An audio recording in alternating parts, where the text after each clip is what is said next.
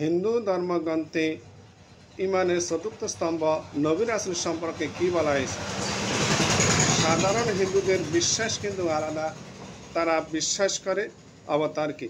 এই অবতার শব্দটা এসেছে সংস্কৃত শব্দ অব থেকে, যার অর্থ নিচে নেমে আসা, প্রভাবিত হওয়া আর নিচে নেমে আসা, পৃথিবীতে আসা।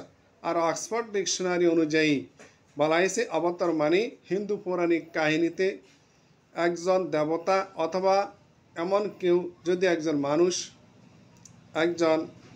মানুষ রূপে পৃথিবীতে নেমে আসে। সাধারণ হিন্দুরা বিশ্বাস করে, মনে করে যে অবতার মানে সর্বশক্তিমান ঈশ্বর মানুষের রূপ নিয়ে পৃথিবীতে এসেছেন। আর এই ধারণাটা এসেছে ভগবদ গীতার একটা অনুচ্ছেদ থেকে। সেটা আছে শ্রীমদ্ ভগবদ গীতা অধ্যায় নম্বর 4 অনুচ্ছেদ 7-8, মানে শ্লোক 7-8। সেখানে বলা হয়েছে যদা যদা হি ধর্মস্যে গ্লানির্ভবতি ভারতা অভ্যুত্থানম ধর্মস্যে তথা তানং সৃজমহমা পরিত্রাণায় সাধুনাং বিনাশায় দুষ্কৃতমা ধর্ম সংস্থাপনার্থায় সম্ভবামি যুগে যুগে।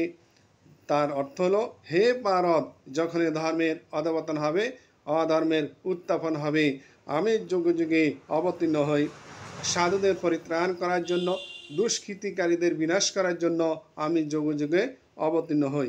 এমন কথা আবারও বলা হয়েছে ভগবদ পুরাণায় খণ্ড নম্বর 9 অধ্যায় 24 অনুচ্ছেদ 56। সেখানে বলা হয়েছে যখন ন্যায়নিষ্ঠতা বিলুপ্ত হতে থাকবে আর অন্যায় কাজ বেড়ে যাবে, আমি মানুষ রূপে আবির্ভূত হই।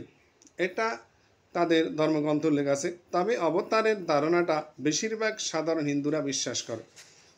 এটা বেদের কোথাও পাবেন না।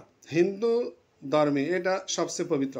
সেই জন্য বেদের উপর বিশেষজ্ঞরা বলেন সাধারণ হিন্দুরা যে অবতার ধারণাটা বিশ্বাস করে সেটা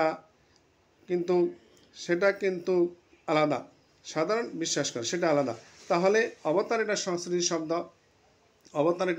শব্দ, আর এটা ঈশ্বরের সাথে সম্বোধন বাচক। আর এটাই বুঝে একজন মানুষকে ঈশ্বর পাঠিয়েছেন। আর আপনি যদি বেদ পড়েন, বেদের কোথাও এই অবতার সম্পর্কে কিছু বলা হয়নি। তবে বেদ সাধু সন্ন্যাসীদের কথা বলা হয়েছে। এখানে বলা হয়েছে যে সাধু সন্ন্যাসী বা ঋষিদের ঈশ্বর পাঠিয়েছেন মানুষকে পথ দেখানোর জন্য। এই কথাটা পুরোপুরি ইসলামের সাথে মিল আছে।